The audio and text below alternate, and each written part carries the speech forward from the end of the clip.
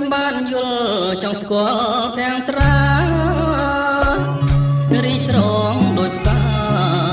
ឈ្មោះថារំដួលសរិនចិនដាចំបាញ់ធ្លាប់គេសុបិនប្រហើតែក្លិនសរិនភពស្នេហ៍កវីអារម្មណ៍លួងលងឆ្លងនឹងសម្រស់សពភ័ណ្ឌសំផងតស្រងគួរឲ្យបែតទៅដោយផ្កាក្រពុំកំពុងពេញវ័យនៅក្នុងលោកីរកស្រីមកផ្ទឹមពុំបាន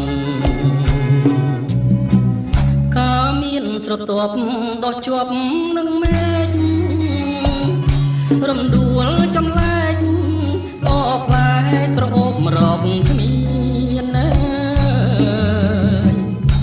រំដួលសរិនល្អហួងក្តីស្មានប្រសិនបែបបាននោះប្រាណរៀមអងទុំខារៀមកេងមកមើ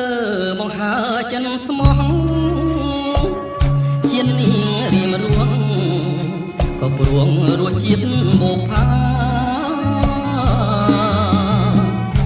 រំដួលសរិនសូមទានមេត្តាជួយប្រងសង្ខាចិនដាដែលបងប្រឹងស្ម័គ្រ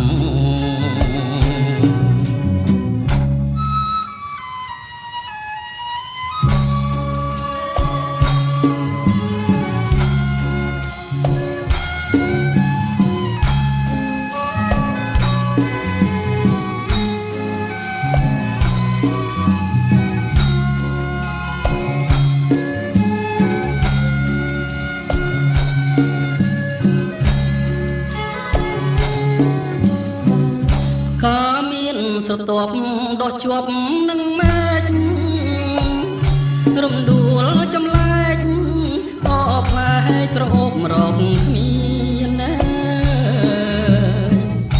រំដួលសរិនល្អហួងក្តីស្មានប្រសិនបែបបានប្រាណរៀមអងទុំខារៀមកេងមកមើ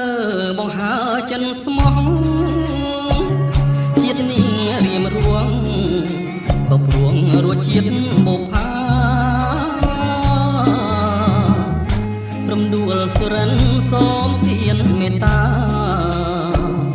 ជួយប្រងសង្ខាចិនដា